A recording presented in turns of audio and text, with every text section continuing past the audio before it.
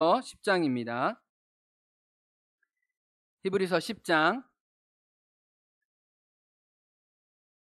23절부터 25절까지입니다. 364쪽입니다. 우리 같이 하나님 말씀 읽겠습니다. 또 약속하신 이는 미쁘시니 우리가 믿는 도리의 소망을 움직이지 말며 굳게 잡고 서로 돌아보아 사랑과 선행을 격려하며 모이기를 패하는 어떤 사람들의 습관과 같이 하지 말고 오직 권하여 그날이 가까움을 볼수록 더욱 그리하자. 아멘. 24절 25절 다시 한번 읽겠습니다. 서로 돌아보아 사랑과 선행을 격려하며 모이기를 패하는 어떤 사람들의 습관과 같이 하지 말고 오직 권하여 그날이 가까움을 볼수록 더욱 그리하자. 네, 오늘은 약속 지키기, 정체성 지키기라는 제목으로 히브리서 본문을 통해 함께 은혜를 나누겠습니다. 신학교 시절 저에게 특별한 영향을 미친 한 분의 선배님이 계십니다. 그 선배님은 본인이 재수했던 이 어떻게 보면 좀 쓰라리고 허망한 경험을 살려서 신학교에 들어와서 재수생들과 고3 수험생들을 위한 잡지를 만들었습니다. 보이지 않는 소리라는 잡지를 만들어서 이 수험생들이 겪을 만한 고민과 어려움들을 위로하는 글을 자발적으로 만들었고 저도 그 동아리 활동을 같이 했었습니다. 자신의 아픔을 섬김으로 승화시키려고 했던 이 선배는 지금도 목회적으로 저에게 아주 중요한 영향을 주고 계십니다. 지금은 부천의 복된 교회 담임 목사로 심우하고 계세요. 근데 최근 제가 그 홈페이지에 방문하고 그 선배님이 제가 존경하는 그 목사님이 이제 국민일보와 인터뷰한 내용을 제가 보게 되면서 20년 전이나 그 전이나 지금이나 역시 선배는 선배답다. 참 하나님 앞에 멋진 사역을 하고 있다. 그런 느낌이 들었어요. 인터뷰 중에 무슨 내용이 있었냐면 우리 복된 교회가 예배당을 이전하게 됐을 때 이 같이 사는 지역 주민들이 모두 교회를 절대 옮기면 안 된다고 이렇게 사람들이 일어나기를 원합니다. 이 교회가 이전해서 가려면 우리를 지려밟고 가시라.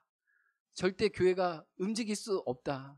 당신들이 우리에게 준 행복을 우리가 아는데 이 행복을 이제 우리가 어디서 누리겠냐. 당신의 교회는 당신들뿐만 아니라 우리를 위해서도 필요하니 제발 있어 주십시오라고 요청되는 교회로 살아남는 게 그 교회의 비전이라는 거예요. 이야, 진짜 멋지다. 근데 제가 이 교회가 어떤 사역하는지 알고 있거든요. 정말 자기 자신을 내어주기 위해서 끊임없이 노력하고 있거든요. 그런데 제가 이 지난주 말씀을 연이어서 좀 고민하게 됐어요. 지난주 말씀에 우리는 세상 속에 어떤 교회가 되어야 되는지 이야기했어요. 그래서 세상 사람들에게 호기심을 받는, 질문을 받는 사람들이 되자. 그리고 우리의 선행을 통해 세상 사람들에게 하나님의 좋으심을 증거하는 그런 교회가 되기 원한다라는 말씀을 나누었습니다. 그래서 오후에는 들락날락센터 공청회를 통해 정말 우리가 문화가 있고 추억이 있고 엄마의 품과 아빠의 품이 되는 그런 교회로, 그런 공동체로 이곳 가운데 우리를 부르셨다, 이런 얘기를 했습니다. 그런데 제 안에 지난주 말씀을 전하고 난 다음에 한 가지 고민이 생겼어요. 우리가 정말 세상 속의 성전이 되기 전에 우리는 우리 안에서 거룩한 성전으로 지어져 가는가? 라는 고민이었습니다. 베드로 전서에서 말하는 세상 속에서 선행하는 거룩한 집으로 세워지기 전에 에베소서와 히브리서와 모든 서신서에서 말하는 각각 서로 건물로 연결되어서 지체가 되어 한 몸과 한 공동체로 자라고 있는지 제가 한 주간 제 자신에게, 우리 공동체에게, 또 코로나19를 맞으면서 우리들의 모습 속에 솔직하게 질문하게 되었습니다. 왜냐하면 우리가 가지지 않는 것을 남에게 줄 수 없기 때문이죠. 우리가 누리지 않은 것을 우리 세상 사람들에게 누리라고 말할 수 없는 거죠. 우리가 우리끼리 행복하지 않는데 우리가 이웃과 더불어 행복하겠다라고 말하는 것은 하나님 보시기에 맞지 않다는 생각을 하게 된 것입니다. 그러면서 신약의 성경의 교회들을 통해 그들이 어떻게 세상 속에 빛과 소금으로 증거되기 전에 하나님의 아름다움을 세상 속에 증거하기 전에 먼저 그들은 어떻게 아름다운 성전으로 더불어 지어져 갔는지 저는 한 주 동안 묵상하게 되었어요. 그런데 코로나19를 맞이하면서 살아가는 우리보다 신약 시대의 성도들은 더 어려움 속에 공동체를 이루며 살았다는 걸 다시 한번 깨닫게 됐어요. 우리도 어렵지만 수년 전에 주님을 따라갔던 믿음의 사람들은 우리보다 더 열악한 환경 속에서 주님을 따랐어요. 제가 몇 가지만 열거해 볼게요. 초대교회 성도들은 전염병의 위험을 겪었습니다. 그 당시에는 뭐 백신이 개발된 것도 아니고 또 바이러스에 대한 개념이 이해도 있지 않았기 때문에 다닥다닥 붙어서 살았고 굉장히 위생적으로 환경이 좋지 않았습니다. 이 세상을 바꾼 전염병이란 책에 보면 로마 제국을 멸망시킨 게 전염병이라고 이야기를 해요. 그래서 1965년에 시리아를 점령하러 가던 로마군에 처음으로 천연두가 발생돼서 이 두창 때문에 이 많은 사람이 죽게 되는데 심지어 로마 황제도 죽게 되는 거죠. 그래서 그 어떤 사람도 서로 모이기를 쉽지 않았다는 거예요. 이 천연두가 이렇게 온 제국을 흩었을 때 그들은 큰 어려움과 고초를 겪었다는 거예요. 또 그들은 천연두뿐만 아니라 말라리아도 극심했다는 거예요. 왜냐하면 로마 제국이 아프리카 대륙까지 자꾸 영토를 높이면서 이 다종 간의 인종들이 자꾸 교류하게 되면서 모기에 의해서 말라리아가 붙였는데 이 말라리아가 온 도시를 끌어서 이 중세 시대에 이 흑사병이 돌았던 것처럼 말라리아가 많은 사람을 죽였다는 거예요. 그래서 그들은 그런 어떤 우리와보다 더 심한 이 환경적인 제약 속에 살아갔다는 거예요. 그래서 그 당시에 평균 수명이 40세에서 45세예요. 그렇게 많지 않았습니다. 그 당시에 그만큼 생명 위협이 많았던 때라는 거죠. 근데 오늘 히브리서 본문을 보면요, 종교적인 핍박도 있었어요. AD 70년에요 예루살렘 성전이 무너지거든요. 유대인들이 자기가 그렇게 떠받쳤던 성전이 무너지고 난 다음에 유대인들은 종교 회복 운동을 합니다. 그래서 이단이라고 생각했던 기독교인을 극심하게 방해하고 폄하하고 조롱해요. 그들을 철저한 사회적인 왕따를 시킵니다. 그래서 그들이 그리스도인이라는 이름으로 안식을 지난 7일째 부활의 아침에 모이는 것이 그들은 스스로 사회적인 왕따를 자처하는 일들이었어요. 우리가 그냥 이렇게 죄송해요 편안하게 모여서 대가 없이 드리는 예배와는 차이 없을 정도로 너무 사회적인 왕따와 소외를 경험하는 것을 감수하면서 매일마다 그들은 모였어요. 근데 처음에는요 유대인의 박해만 있었어요. 그런데 나중에는요 로마 제국이 확장되면서 로마 황제를 숭배하지 않으면, 로마 황제의 이름으로 예배하지 않으면 그들의 종교적인 모임도 허락되지 않아서 그들은 모임도 못했을 뿐 아니라 여러 경제적인 사회적인 위협도 요한계시록에 보면 당했다는 것을 알 수 있어요. 그러니까 그들은 외적으로도 정말 종교적으로도 쉽지 않았어요. 세속적인 환경도 어려웠어요. 베드로 전서에 보면요 베드로 서다가 뭐라고 하냐면 지금 하늘 나그네인 우리 말고 이 세상은 극심한 방탕에 다름질하고 있다고 얘기해요. 모든 사람들이 세속적인 쾌락을 위해서 달려가고 있는데 우리는 하늘의 소망으로 전혀 다른 삶을 살아간다라고 이야기를 해요. 그래서 에베소서와 고린도 교회를 보면 이 세속적인 문화적인 영향으로부터 자유롭기 쉽지 않았다는 거예요. 그래서 모여서 이 거룩을 추구하는 삶의 방식을 유지하기가 굉장히 어려웠습니다. 근데 이것뿐일까요? 내부적인 어려움도 있었어요. 초대교회는 누가 없었어요? 목사가 없었어요. 몇몇 사도들밖에 없었습니다. 12사도들밖에 없었어요. 근데 12사도들은 그마저 어떻게 했어요? 선교사로 다 온 대륙에 흩어졌잖아요. 그래서 이 성경을 보면 이 장로를 세우고 집사를 세우는 게 그렇게 쉽지 않았어요. 하나님의 일꾼들이 그렇게 많지 않았다는 거예요. 제가 행원교회 몇 대 목사인지 아세요? 24대 목사입니다. 양성윤 목사님이 22년 섬기셨고 이 1975년인가 10년 동안 섬겨주신 목사님이 계세요. 그분 말고는 그러면 임기가 어떻게 되는 거예요? 굉장히 주기가 빠른 거죠. 그러니까 목회자분들이 왔다가 가고 왔다가 갔고요. 그 말은 뭐예요? 교회가 온전히 잘 뿌리 내리지 못했다는 거잖아요.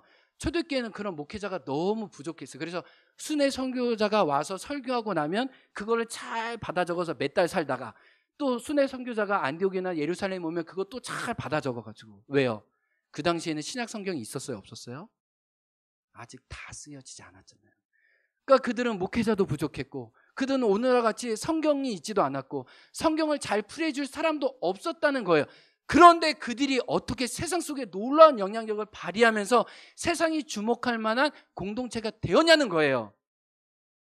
지금과 같은 아무런 조건이 갖추어져 있지 않은데 성경학자들은 동일하게 그들이 서로 지체가 되어 거룩한 성전으로 지어져 갔기 때문에 하나님의 복음이 멈춰지지 않고 2000년 지금까지 이르렀다고 이야기를 하는 거예요. 근데 이것은 초대교회의 이야기만이 아니에요. 제가 처음으로 소개하는데요, 미국 이 세이비어 교회라고 있습니다. 이 미국 세이비어 교회는 고든 코스비 목사님이 1947년에 개척한 교회예요. 근데 이 워싱턴 빈민가를 섬기고자 하는 이 교회인데요, 이 교회에서 50가지 정도의 사역을 합니다. 그리고 수년 전에 한 180억 정도의 예산을 정말 선하게 그 지역 가운데 흘려보내는 교회예요. 그래서 사람들이 말하기를 미국을 움직이는 작은 교회라고 해요. 근데 이 교회는 성도가 한 번도 150명이 넘은 적이 없어요. 근데 사람들이 모두 다 이 보스턴, 이 뉴욕을, 이 워싱턴을 섬기는 교회라고, 이 워싱턴에 꼭 있어야 되는 교회라고 모두가 다 인정하는 교회예요. 그런데 이 교회의 이력이 독특한데, 목사님이 어떤 고민이 있었냐면, 설립한 고든 코스비 목사님이 이 2차 세계대전 때 군종으로 나가요. 그래서 장교들을 특별히 섬겼는데 장교가 120명이었는데 전쟁을 치르고 나서 장교들이 20명밖에 남지 않았어요. 그런데 많은 사람들이 이 생사의 그 위기 속에서 세례를 받아요. 그래서 이분이 세례를 줍니다. 그런데 이 고든 코스비 목사님이 이 2차 세계대전 끝나고 이 전쟁의 과정 속에 어떤 회의를 갖게 되냐면, 그들이 예수님을 믿었다고 세례를 받았는데 세례를 받기 전과 받은 후에 아무런 변화가 없다는 걸 알게 됐어요. 아니, 그들이 자기의 삶을 하나님께 의탁한다고 기꺼이 자기 삶을 내어드리는 세례를 받았는데, 아니 그들이 전쟁에서 살아남고 난 다음에 하나님 주셨던 새로운 생명에 대한 감격이 없이 이전과 똑같은 세상 사람과 구별되지 않는 삶의 모습을 보고 이 고든 코스비 목사님이 도대체 세례는 무엇인가? 도대체 예수님을 믿는 것은 무엇인가? 1시간 세례를 받았다고? 아니, 죄송해요. 주일날 1시간 이렇게 교회에서 나와서 예배 드렸다고 삶이 전혀 변하지 않는 성도들을 신약 성경은 말하고 있는가? 예수님은 꿈꾸고 있는가라는 질문을 통해 이건 아니지 라는 질문을 하게 되었어요. 그래서 고든 코스비 목사님조차도 하나님을 진실하게 따라가는 진실한 공동체로 교회가 세워지지 않으면 하나님을 원하시는 진정한 성도의 모습을 갖지 못한다는 사실을 깨닫게 됩니다. 그래서요, 이 교회는 처음부터 50가지의 사역을 하려고 하지 않았어요. 철저하게 서로 성전이 되는 것을 힘썼어요. 이 교회 성도가 되려면요, 몇 년 걸리는지 아세요? 3년 걸려요. 제가 한번 설명해 볼게요. 이 교회 이 가족이 되려면요, 이 세이비어 교회 교회인이 되려면요, 하루에 1시간씩 성경을 읽고 기도해야 돼요. 이건 표준이에요. 최소한이에요. 그리스도인의 삶의 학교와 섬김의 리더십 학교가 있는데 이 훈련 과정이 3년인데요. 이걸 이수해야 돼요. 이걸 이수하지 않으면 교회 가족이 되지 않는 거예요. 온전한 11조를 당연히 내야 되는데 이거는 세금 떼기 전에 내야 돼요. 11조를. 그리고 한 주일에 한 번씩 소그룹 공동체에 꼭 헌신해서 가야 돼요. 그리고 한 번은 사역 공동체에 참여해서 50가지 사역 중에 이 빈민가를 섬기는 역할을 꼭 해야 돼요. 그렇지 않으면 교회 가족이 될 수 없어요. 그리고 교인이 마지막으로 이제 3년간의 훈련을 마쳐서 교인으로 정식 입교할 때 자기의 영적인 자서전을 써서 사람들에게 발표해요.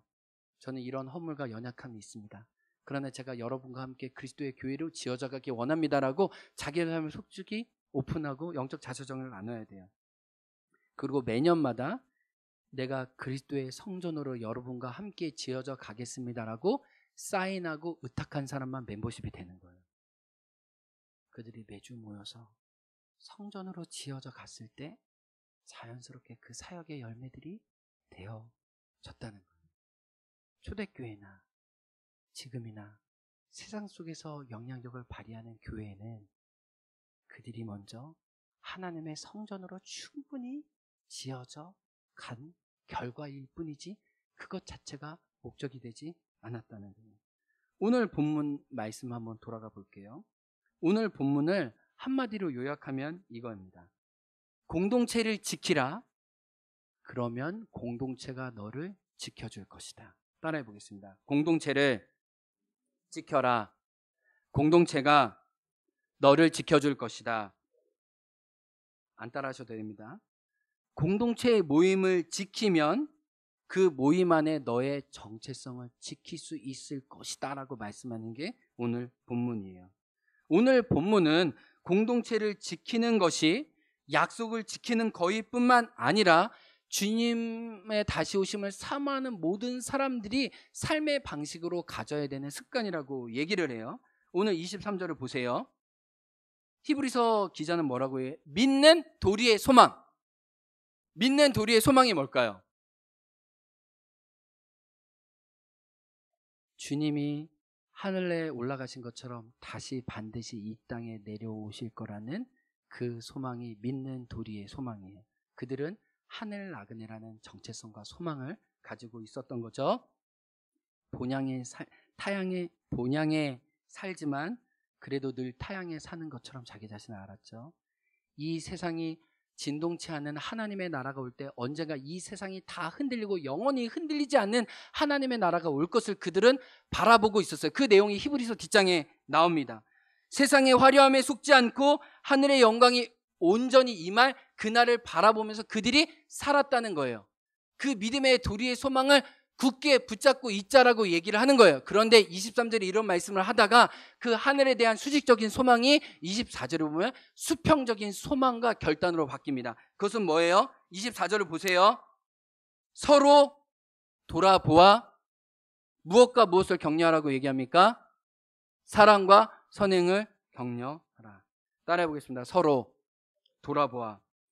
여러분 볼펜 있으신 분은 서로라는 말에 동그라미를 아주 굵직하게 쳐보세요. 네.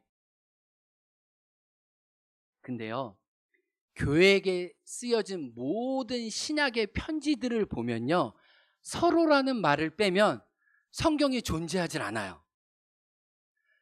서로라는 말이 교회에 쓰여진 편지에 너무 많아서 만약에 여러분이 성경을 읽을 때 서로 또 더불어 함께 지체가 더불어 같이라는 말을 빼면 여러분이 그 어떤 성경도 읽을 수 없다는 걸 알게 될 거예요.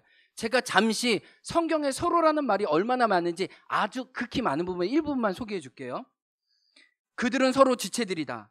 따라서 너희는 서로 세워줘야 한다. 또 서로 사랑해야 한다. 서로의 유익을 추구해야 한다. 사랑 안에서 서로를 용납해야 한다. 서로의 짐을 져야 한다. 서로를 용서하고 서로를 인자하게 여기며 서로를 불쌍히 여겨야 한다. 서로 복종해야 된다. 자신보다 서로를 더 낮게 여겨야 한다. 사랑으로 서로 헌신해야 한다. 서로 마음을 같이 해야 한다. 서로 하나님을 아는 것과 믿는 일에 하나가 되어 그리스도의 장성한 분량에까지 자라가야 한다. 그 어떤 성경도 서로라는 말을 빼면 교회로서 우리가 존재하지 않는다는 거예요.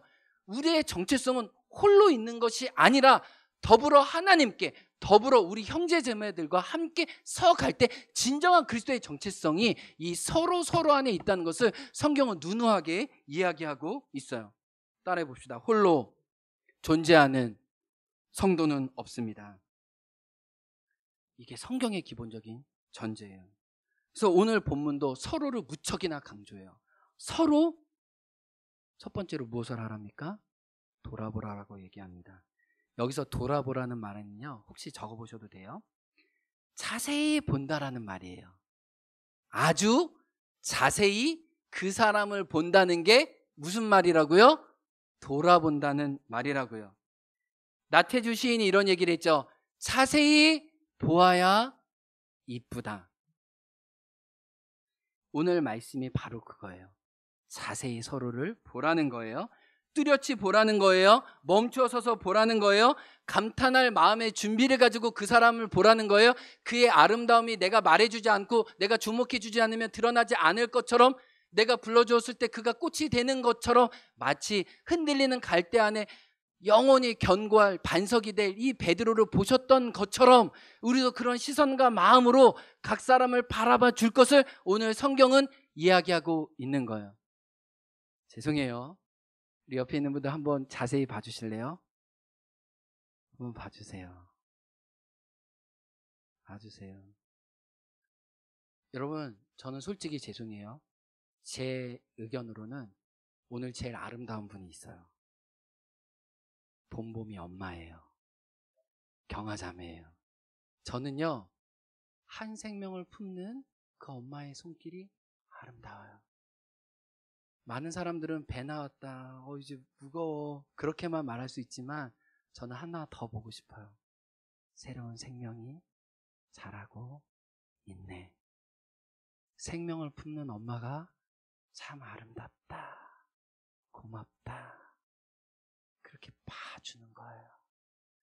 근데 제가 이번 주에 참 하나님 앞에 제 자신을 돌이켜보면서 회개하게 되는 일이 있어요. 제가 이 회개를 실천하기 원해요.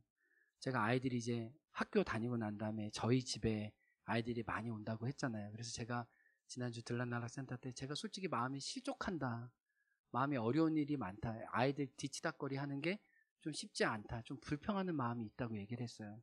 근데 제가 어제 이 서로 돌아보아 설교를 준비하는데 하일이가 막 교회 마당에서 놀다가 이제 아이들하고 배고프니까 라면을 끓여 먹으러 우르르 이 하일이 친구 군단들이 집을 점령하고 있었어요. 순간 지난날의 상처가 올라오기 시작했어요. 얘네들이 이 땅을 얼마나 황무하게 만들까.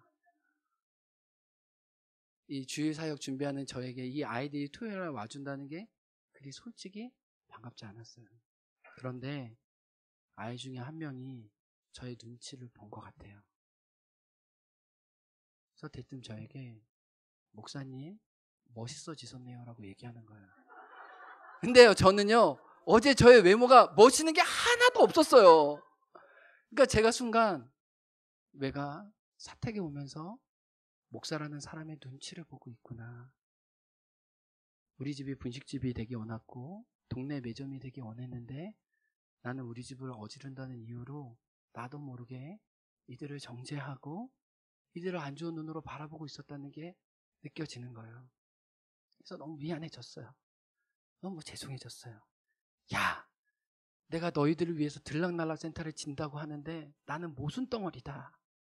니네들이 우리 집에 와서 이렇게 어지르는 것도 나는 마음이 힘들어가지고 너희들에게 알게 모르게 눈치 주고 있는데 너희들은 나의 눈치를 어떻게든 좀 이렇게 좀 풀어주려고 멋지다고 하고 잘생겼다고 목사님 키 170은 넘죠 이런 얘기를 하는 거 보면서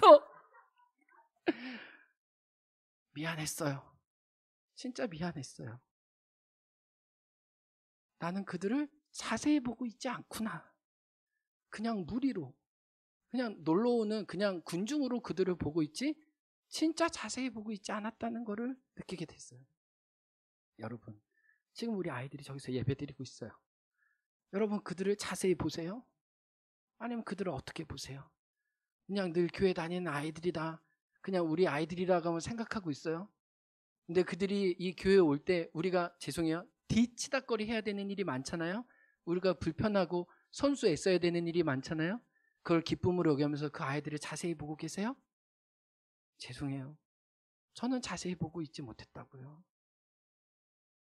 그 아이들의 눈치 속에서 하나님이 요한아 너의 삶이 진실하지 못하다, 네가 너에게 있는 작은 소자를 진실하게 바라보지 못하는데 네가 이 마을을 어떻게 섬기고 네가 이웃에게 진실한 이웃이 어떻게 되겠냐고 주님은 저에게 물어보셨어요. 여러분 아이들을 자세히 보고 계세요? 저는 그렇지 못했어요. 우리 회개하기 원해요. 여러분 주변에 작은 소자들이 있어요? 그를 자세히 봐주세요. 하나님이 우리를 부르신 목적이에요. 제가 이번 주에 이제 저희 아버님과 3박 4일 시간을 같이 보냈거든요. 근데 이제 저희 아버님이 목양실에 와서 이게 책을 좀 읽고 그러셨어요. 근데 이제 제가 목양실 앞에 그 아버님이 쓰신 그 옛날 교회 주보 뒷면을 제가 오려놨었는데, 아버님이 좀 시인의 영감이 많으시기 때문에 시를 주보 뒤에다 옛날에 많이 실으셨거든요. 근데 아버님이 물려주신 책을 제가 이렇게 목양실에서 들추다 보니까 이런 아버님의 옛날 글들과 뭐 아버님이 KW 킥포인트 막 이런 거 막 이렇게 뭐 이런 것들이 많이 나와요. 그래서 제가 이거를 이제 언제 인용할지 7월 22일 날 설교 시간에 인용하려고 이제 포스트잇으로 붙여서 이렇게 목양실 앞에다 딱 갖다 놨더니 아버님이 굉장히 자랑스러워 하시면서 아들아, 나의 시가 거기에 있더라 라고 얘기하시는 거예요. 아버님이. 그러니까 누군가 자기가 지은 시를 자세히 보아주면서 아버님이 고맙다 하시는 말씀 속에 아버지와 저가 이 시를 기억하는 것과 정서가 공유되는 것을 제가 느꼈어요. 여러분, 우리가 왜 목장 모임으로 모여요? 왜 작은 소그룹으로 모여요? 그래야 자세히 볼 수 있기 때문이에요. 그래야 그 안에 어떤 선한 움직임이 있는지, 또 나의 격려와 위로가 필요한지 자세히 볼 수 있기 때문에, 그가 누군지 확인해 줄 수 있기 때문에 우리는 서로 자세히 보기 위해서 서로 모이는 사람들이에요. 24절에 보면 첫 번째는 서로 자세히 봅니다. 두 번째는 뭘 해요? 사랑과 선행을 어떻게 해요? 여러분 말로 크게 표현해요. 사랑과 선행을 어떻게 해요? 격려한대요. 그런데 이 격려한다는 말은요, 이 헬라어 굉장히 강한 단어에서 왔어요. 발작이라는 단어에서 왔어요. 우리가 어떤 몸에 경련이나 발작이 일어나면 모두가 그를 주목할 수밖에 없는 것처럼 사랑과 선행을 통해 서로에게 건강하고 신선한 자극을 주는 존재로 우리가 서로 부름을 받았다는 거예요. 그래서 그가 하고 있는 일을 더 잘하고 오래 할 수 있도록 부추기고 응원하는 사람들로 우리를 부르셨다는 거예요. 여러분, 솔직하게 제가 고백합니다. 제가 살이 많이 쪘습니까? 안 쪘습니까? 많이 쪘습니다. 네. 그러면서 제가 건강한 자극을 받기 위해서 가끔 이렇게 강의를 들어요. 이렇게. 그런데 제가 들은 강의를 또 듣고 이렇게 보니까 제가 다이어트 비법을 3가지를 알았습니다. 이거 여러분에게 무료로 알려드릴게요. 첫 번째, 다이어트를 잘하려면 아침부터 저녁까지 자기가 먹은 걸 기록하랍니다. 수첩에. 하루도 빠지지 않고. 기록하는 것만으로도 자기가 무슨 음식을 먹는지 알기 때문에 이 식사 조절이 된다는 거예요. 그래서 상당한 다이어트에 도움이 많이 되네요. 내가 먹은 걸 적는 것만으로도. 근데 저는 한 번도 실천하진 않았습니다. 참고로. 두 번째는 자기가 적은 걸 이 코치나 멘토한테 보여주면 더 좋은 효과가 있대요. 그러니까 적는 것만으로도 굉장한 많은 효과가 있는데, 내가 적은 걸 이렇게 먹고 있어요. 자기를 좀 지도해 줄 만한 사람한테 보여주면 진짜 효과가 더 좋다는. 근데 제일 좋은 효과는 3번째래요. 뭘까요? 자기가 적은 걸 멘토한테 보여주고 자기와 똑같이 다이어트 하는 사람들과 만나서 공책을 까고 너는 뭐 먹었네, 나는 뭐 먹었네, 이렇게 운동했네, 고기 삼겹살 먹어서 몇 그램 쪘네, 이런 얘기들을 솔직하게 나눌 때 그들이 진짜 다이어트 효과를 제대로 봤다는 거예요. 그러니까 심지어 다이어트도, 아니 우리가 좋아하는 운동도 혼자 하는 것보다 더불어 함께 같이 할 때 사랑과 선행이 격려되어 있는 것처럼 믿음의 원리도 동일하다는 거예요.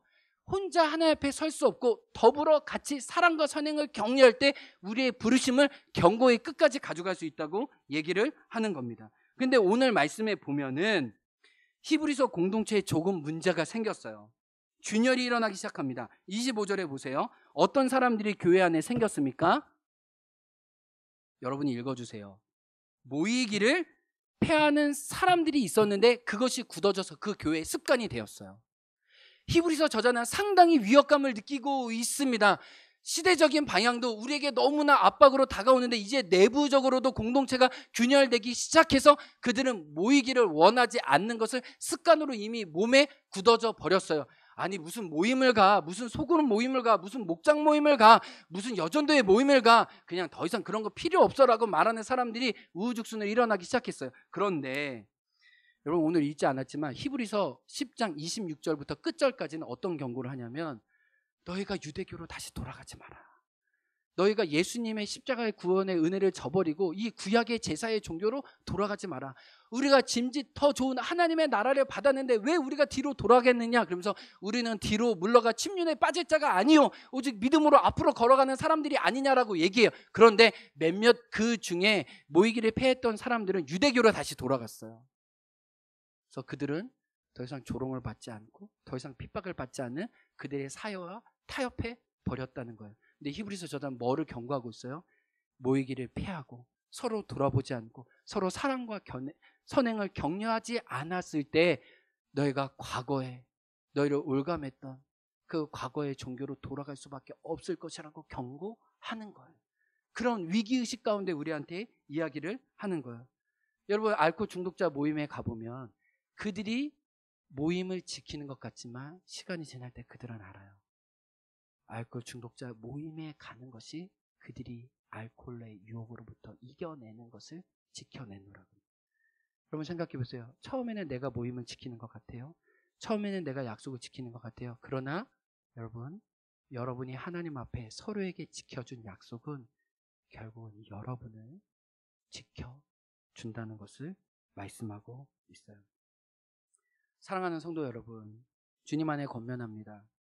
168시간 중에 1시간 이곳에 나와서 예배 드린다고 여러분이 주님을 믿고 따라간다고 생각하지 마십시오. 성경은 철저하게 서로 연결이 되어서 성전이 되지 않을 때 그 어떤 누구도 믿음의 완주를 할 수 없다고. 그 믿음의 거장조차, 아니 예수님조차, 사도 바울과 세례 요한과 주님의 제자조차 그들은 혼자 존재하지 않고 더불어 함께 그리스도의 성전으로 존재할 때만 하늘의 소망을 바라보는 걸음을 멈추지 않았다는 거예요. 여러분, 우리는 소망이에요. 작은 목장 모임에 소속되어서 그리스도와 함께 알아가길 소원합니다. 함께 거룩한 전이 되기 원하고 서로 자세히 보아 이쁘다고 말하는 주님의 공동체가 되길 원해요. 혹시 목장 모임에, 소그룹 모임에 사람들이 믿음이 어려서 나는 그 모임에 가서도 도움 받을 거 없어 라고 생각하는 분이 계실 수 있어요. 그런 분들은 여러분이 교만한 거예요. 여러분이 교만해서 그 모임에 가서 내가 영적으로 어린 사람들과 교제안들조차 내가 뭘 하겠어, 힘만 빠지는 거지라고 생각하면 그건 정말 여러분이 하나님의 마음을 모르는 거예요. 개신교나 천주교의 모두에게 영향을 미친 헨리 나우엔이 있습니다. 헨리 나우엔은요 하버드 대학 교수였어요. 그런데 대학 교수를 내려놓고요 데이 브레이크라는 장애인 공동체에 갔어요. 장애인 공동체에 처음 갔을 때 장애인이 물어봤어요. 너는 누구냐? 헨리 나우엔이요 세상의 화려한 업적과 교수와 저작자로 자기 자신의 이름을 소개할 수 없다는 걸 알았어요. 철저히 자신이 발가벗게 되면서 정말 그리스도 안에 내가 누구인지를 그 장애인 앞에 솔직하게 고백되었다는 거예요. 여러분, 왜 우리가 목장 모임이나 작은 모임에 가서 왜 우리의 허물과 왜 우리 타이틀을 벗어놓기 원하는 거예요? 그래야 우리가 진짜 예수님이 왜 필요한지, 왜 이 모임을 통해 우리가 그리스도의 성전으로 자라가는지 알아야 된다는 거예요. 그래서 여러분의 타이틀이나 여러분의 딱지들을 내려놓고 왜 예수님이 필요한지 말해보세요. 그때 우리는 성전으로 지어져 가는 거예요. 두 번째, 여러분이 공동체에서 상처를 받았기 때문에 더 이상 다른 사람과 가까이 하기 힘들다라고 말해요. 충분히 이해할 수 있습니다. 그러나 그 단념과 포기는 믿음의 단념과 포기일 수 있다는 걸 여러분이 알아주셔야 돼요. 어느 공동체도 아프지 않는 공동체가 없고 어느 누구도 외롭지 않은 사람이 없어요. 그래서 주님은 우리를 당신에게로 부르시고 당신의 공동체를 우리에게 선물로 주신 거예요. 제가 여러분에게 꼭 말씀드리고 싶은 중요한 단어가 있어요. 따라해보세요. 성숙의 목표는 독립이 아니다. 철저한 의존이다. 여러분, 우리가 성숙하게 원하는데요. 우리의 성숙은 홀로 존재하는 것이 아닙니다. 하나님과 공동체에게 철저히 의탁되어 더불어 성전으로 함께 지어져 가는 거예요. 말씀의 결론입니다. 이번 주 홍동희 장로님이 지난주 주일 예배 끝나고 바로 이제 한국병원에 가서 병원에 입원하셨잖아요. 그래서 이번 주에 이제 병문안 같이 가면서 2달 전에는 고정업 장로님이 입원하셨는데 이번에 홍동기 장로님 입원하셨으니까 다음 차례는 김석구 장로님이 되겠다 이렇게 예상하고 있는데 그렇게 되지 않기를 정말 간절히 원합니다. 주일날 이제 홍동기 장로님 입원하셨다는 소식을 듣고 유라와 함께 우리 홍동기 장로님 위해서 기도하면 좋겠다.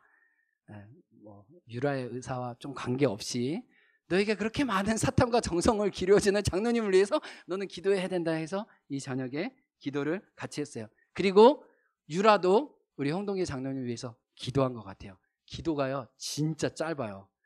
순식간에 지나갑니다. 한번 영상 보실게요. 네. 예수님, 장로님 빨리 낫게 해주세요. 예수님을 향해 기도합니다. 아멘. 예수님, 장로님 안 아프게 해주세요. 예수님 기도합니다. 아멘. 예수님, 이거는 고장로님 입원하셨을 때 안 아프게 해주세요. 엄마 아빠 잘 먹게 해주세요. 예수님으로 기도합니다. 아멘.